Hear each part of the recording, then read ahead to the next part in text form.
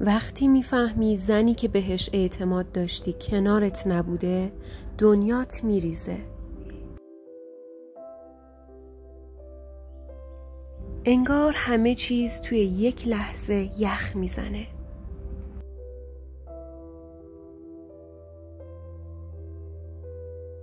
اما یادت باشه توی این لحظه ها نباید زیاد عجله کنی.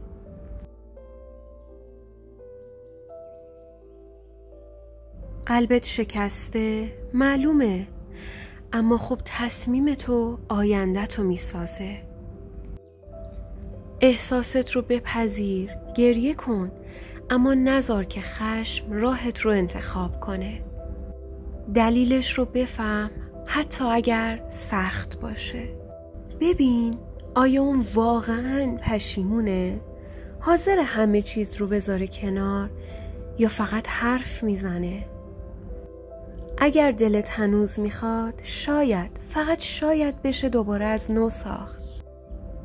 ببخش، اما نه به خاطر اون، بلکه به خاطر خودت.